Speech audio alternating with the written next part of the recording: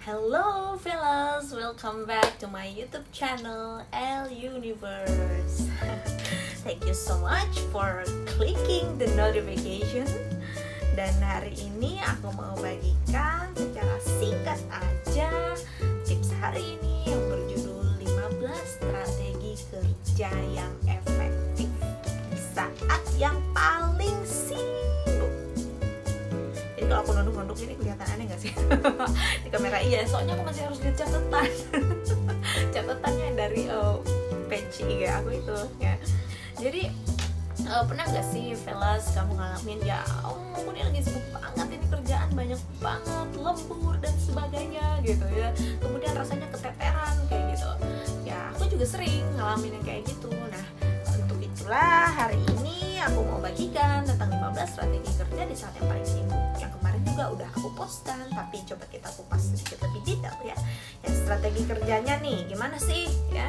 Yang pertama, jadi kalau misalnya lagi kerja itu kamu nonaktifkan atau silent HP kamu.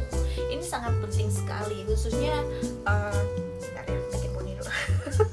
Jadi nggak kayak wanita karir gitu ya poninya.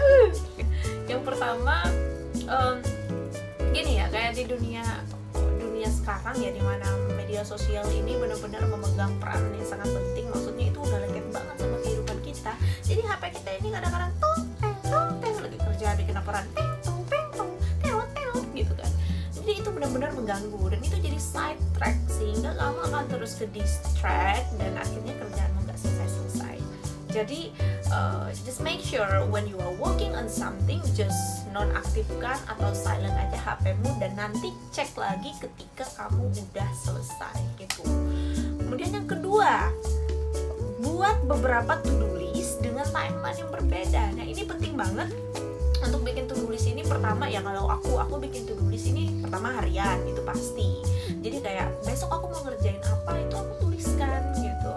Nah, perlu juga bikin to-do list itu mingguan. Kayak dalam minggu ini aku harus selesai kerjaan ini. Nah, kemudian mingguan, bulanan, bahkan tahunan. Ya, itu bisa gitu. Ya, jadi timeline-nya ini harus beda-beda. Kalau semua itu dijadiin satu, kadang-kala itu nggak akan kejar gitu. Jadi kita bisa breakdown. Misalnya kita punya dalam ini satu minggu ini to-do listku ini gitu kan. Misalnya menyelesaikan laporan yang terdiri dari 5 bab gitu. Nah, ini kamu akan breakdown lagi ke to-do list harian. Jadi harian kamu bisa bikin, hari ini aku harus selesaikan 1 bab gitu. Jadi itu maksudnya to-do list dengan timeline yang berbeda-beda. Astaga, antingku jatuh. Oke, biarkan aja anting itu jatuh. Oke. Dibawa anjing, bentar dulu. Ya ampun, banyaknya drama hari ini. Oke.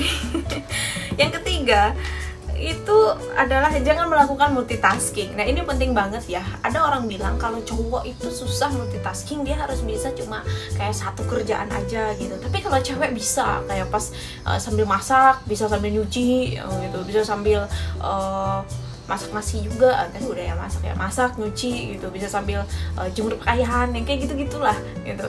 Tapi sebenarnya intinya sama, multitasking ini akan membuat kita keteteran, jujur aja gitu. Jadi lebih baik fokus kerjain satu, kemudian beresin dulu, selesaikan. Ya ini dalam konteks pekerjaan ya.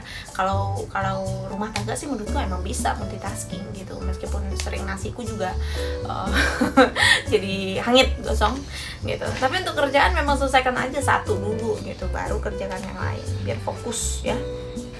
Kemudian yang keempat, nah ini, hiasi ruang kerjamu dengan aksesoris yang menginspirasi, kayak ruang kerja aku di sini ya. Ada buku-bukuku, kemudian ada piala-piala, kemudian juga ada itu cover buku. Ini nih poster buku aku dan juga ada fotoku yang super gede. Ini akan ngeboost kita kalau area lingkungan kita kerja itu motivating gitu ya. Kemudian nah, yang kelima, bangun 1-2 jam lebih awal. Ini penting banget. Jadi kalau kita misalnya lagi sibuk-sibuknya, itu penting banget untuk kita bangun lebih awal. Karena kita jadi punya ekstra waktu untuk ngerjain pekerjaan yang harus kita selesaikan hari itu. Kemudian yang keenam itu adalah beristirahat secara berkala. Nah, ini penting banget teman-teman. Jadi kalau misalnya kita kerja dengan laptop atau komputer kayak gitu ya, kita perlu mengambil istirahat kayak 90 menit kerja, kemudian 20 menit istirahat kayak gitu. Itu penting supaya otak kita ini nggak mumet gitu. Jadi ya itu penting. Kemudian yang ketujuh itu breakdown project atau tugas menjadi lebih detail dalam skala kecil. Nah, ini udah tahu ya. Tadi yang aku contohkan, kalau misalnya satu laporan isi 5 bab, jadi kita breakdown lagi untuk bisa menyelesaikan satu bab kayak gitu. Kemudian yang kedelapan, fokus kepada capaian target hasil. Fokus. Jadi hasilnya apa, outcome-nya apa, itu yang harus kita dapatkan gitu. Karena mekanisme itu banyak, tapi intention cuma satu. Jadi kita harus fokus, intention kita ini, tujuan kita itu, apapun caranya ya kita fokus untuk bisa dapatkan hasil itu. Kemudian yang ke-9, tuliskan dan eliminasi hal-hal yang kurang penting. Nah, ini tadi ya, misalnya kamu ngerasa aku di Instagram itu terlalu banyak spending time ya, contohnya kayak aku ini kan ya. Jadi kamu perlu tuliskan itu, kemudian eliminasi. Kemudian apalagi sih, kayaknya aku nonton drama Koreanya kebanyakan deh, sampai ngezombie sampai pagi subuh gitu kan. Nah, itu kamu tuliskan, ditulisnya, kemudian eliminasi ya.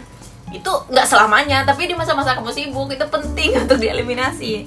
Kemudian yang ke-10, rencanakan sesuatu paling tidak seminggu sebelum hari H. Nah, ini ya, victory needs preparation, itu sangat penting banget ya. Jadi kalau misalnya punya rencana seminggu sebelum hari H, itu kamu udah tulis, udah ready gitu ya, bukan punya rencana. Dan maksudku kalau ada deadline seminggu sebelumnya mau ngelakuin sesuatu, kamu udah rencanakan dari seminggu sebelumnya gitu.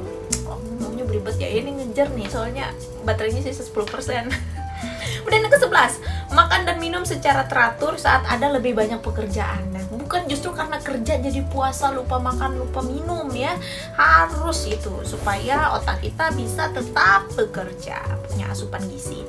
Yang ke-12, gunakan teknologi semaksimal mungkin. Ini juga penting. Jadi kalau kita kerja ya, jadi kita gimana ya, menggunakan teknologi ini. Kalau kayak aplikasi-aplikasi kan banyak sekarang, software. Contoh nih, kamu punya kerjaan untuk ngedesain. Nah, kalau kamu ngedesain secara manual itu kan lama. Jadi kamu bisa pakai software, contoh kayak Canva gitu kan ya. Itu dia udah menyediakan template gitu. Nah, tentunya nggak menggantikan skill desain kita, tapi at least itu menjadikan pekerjaan kita lebih efektif. Jadi teknologi that you have to use it maximally. Oke. Yang ke-13, ketahui jumlah waktu yang dihabiskan untuk menyelesaikan satu hal. Nah, ini penting ya. Kalau misalnya kayak kita contoh ya, kita mau kerjakan satu artikel, kita harus tahu nih, aku mau selesaikan satu artikel ini butuh berapa waktu, 1 jam, oke gitu. Jangan berlarut-larut 2 jam 3 jam gitu. Atau misalnya kamu jualan ya, kamu mau bikin 5 porsi makanan. Nah, kamu harus tahu 5 porsi makanan ini kamu bisa selesaikan, kamu bisa prepare, masak sampai packaging itu berapa lama waktunya dibutuhkan. Sehingga kamu bisa estimasi ketika kamu dapat pesanan 100, kamu bisa lihat gitu, kamu tahu nanti aku butuh berapa lama ya waktu untuk ngerjain ini. Nah, ingat, alokasi waktu ini sangat penting karena waktu tidak akan pernah bisa kembali. Kemudian yang ke-14, praktekkan hukum 80-20. Nah, ini agak ribet, nanti aku akan bahas secara khusus tentang 80-20 ini. Tapi intinya kita harus memberikan upaya yang maksimal ya. Ini hukum Pareto gitu ya. Di 20% aja gitu kan. Tapi kita bisa memberikan 80% usaha kita. Nah, itu udah bagus banget gitu. Nah, yang ke-15 yang terakhir. Nah, ini penting sekali. Utamakan quiet time dan berdoa. Karena manusia boleh berusaha, tetapi Tuhan yang menentukan ya.